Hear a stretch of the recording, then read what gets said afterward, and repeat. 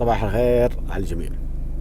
أنا عارف يعني من الأخير أي اتحادي موجوع من هذه الخسارة. الوجع ممكن أن يكون بسبب أن هي الخسارة الثامنة على التوالي، والأسوأ أن جاءت الخسارة هذه بمستوى هزيل أضعف مباراة من 8 مباريات قدم فيها الاتحاد مستوى أو رغبة في الفوز.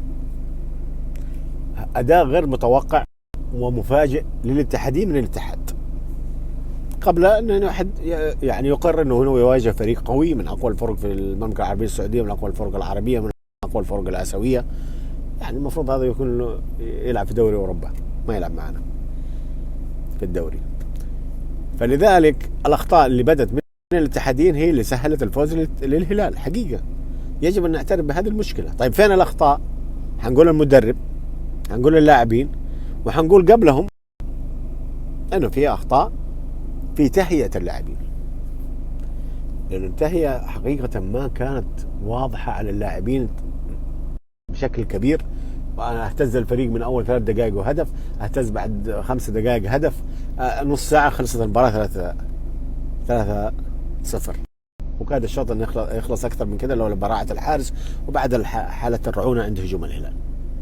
طب إذن في مشكلة في الاتحاد، صح؟ كذا في مشكلة. طيب المشكلة إيش هي؟ يبغى لها بتر ولا يبغى لها حل؟ طبعا الحل الأسرع نقوله بتر، يلا شيل المدرب شيل اللاعب. طب أصلا لا هو توقيتها ولا هي المناسبة أصلا في هذه المرحلة، وأنت لاعب في الجولة الرابعة وكسبان 3 جولات وخسران الجولة هذه أما واحد من أقوى الفرق صراحة. فمعناته أن عندك مشكلة لازم تحلها بهدوء، حتى لا تدمر كل شيء أنت اشتغلت عليه طوال الصيف. أنت سويت وكونت فريق جديد من مدرب، من لاعبين محترفين، من لاعبين محليين. أنت عندك مكون جديد، لا يمكن أنك تتعافى وتبقى تظهر أنك صلب من أول الجولات بهذه السهولة وبهذه السرعة. فلذلك عندك مشكلة. أن تبدأ بحل بتر المدرب، هذا حل غير صحيح وغير صحي، ولن يخدم الاتحاد. والله لو جبت له أحسن مدرب في العالم ما راح يخدم الاتحاد.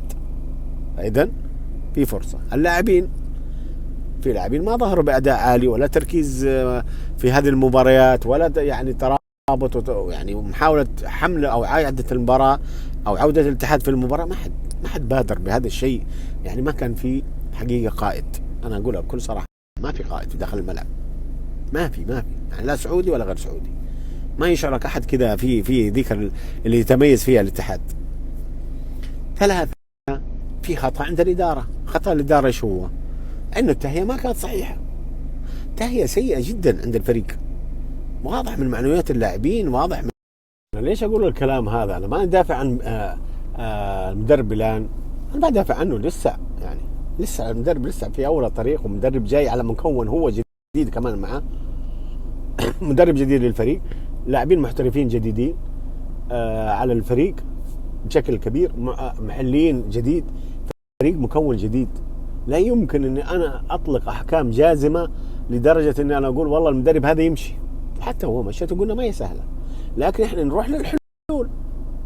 في إمكانية إصلاح يا مدرب، في إمكانية تحسين، في إمكانية رفع جودة الفريق من الناحية الدفاعية بالذات والتكتيكية بشكل عام.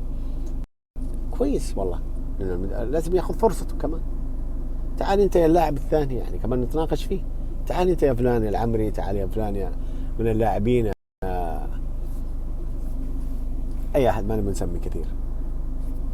أنت عندك رغبة تعطي ولا ما أنت جاهز لهذا التحول اللي موجود في الاتحاد وفي هذا التكوين الجديد؟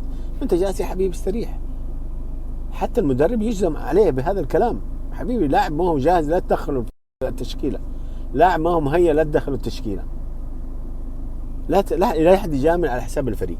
بس يعني لسه احنا نتكلم في بداية الموسم عشان يكون واضح، يعني الخطوط العريضة واضحة في هذا الفريق. الجودة مهمة جدا. ثاني شيء وثالث شيء مهم جدا أن يكون في قائد صراحة يا جماعة في فريق الاتحاد.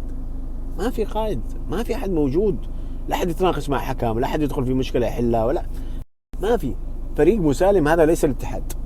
فريق كذا ماشي كذا ما له راس، ما له كبير جوة الفريق، ما هو فريق قائم له قائد يحفز، يحاول يعيد اللاعبين للملعب زملاء وينشطهم مجددا في المباراة، ما هو موجود. وهذه نقطة مهمة جدا، ترى جدا مهمة جدا صراحة، مؤثرة كمان حتى على هوية الفريق بشكل كبير، وهذه نقطة يجب أن تعالج. الشيء الثاني، يجب أن يحدد الاتحاد أهدافه. أنا والله لي أهداف في هذا الموسم كيت وكيت وكيت، أنت سمع عندك المشاركتين دوري وكاس، فيجب أن تلعب مع هذه المواجهات أو هذه المستهدفات بذكاء أكثر من مسألة قوة. أنت لسه ما تكونت قوتك، أنت عندك عناصر بس إلى الآن ما بانت قوتها بشكل كبير في شكل جماعي مهم جدا، ما بانت في الاتحاد.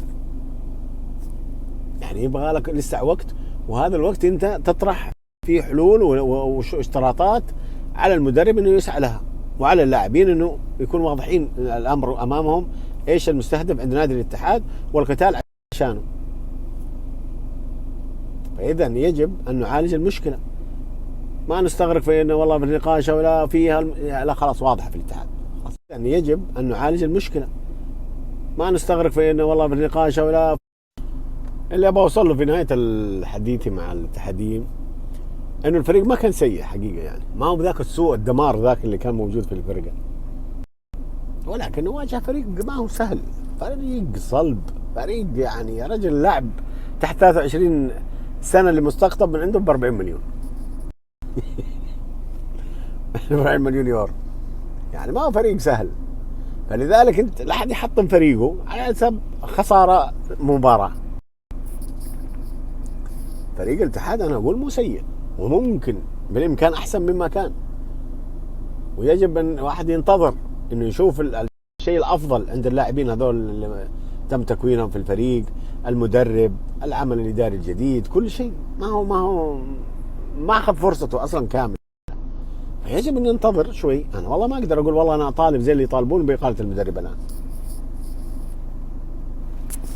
صعبه صراحه، يعني تحسبها بعقلك صعبه والله، وتقول والله انه احنا ما عندنا، مو معقول، يعني مو معقول انه يعني مساله انه في لحظه في اسبوع واحد ما بين ذروه النشوه بالفريق الى ذروه الاطاحه بالفريق، يعني معناته ان هذا الامر فيه عاطفه شويه يعني. ولكن ان شاء الله انه الفريق يقدم افضل من كذا، نشوف المباريات الجايه، نشوف المحاولات الاداره والمدرب واللاعبين في تحسين من وضعهم الفني، اشياء كثير. يعني يمكن انه احنا نشتغل على البتر طوالي كحل، ما حل. انا برجع اقول واكرر قبل اختم انه لو جاء افضل مدرب ما راح يسوي شيء في الاتحاد، لو جاء في هذه المباراه ما راح يسوي شيء، ما حيسوي شيء. الاتحاد 7 مباريات خسران مع 3 مدربين نفس الفريق، وعناصر يمكن غير هذه، وكانت افضل وابطال دوري. يعني المساله ما فيها معايير اخرى، ولكن انت اشتغل على نفسك، عالج اخطائك، صحح اوضاعك، حفز المعنويات اللي موجوده عند لاعبينك ومدربك، واستخرج افضل ما عندهم. الان مو وقت، مره مو وقت. السلام عليكم.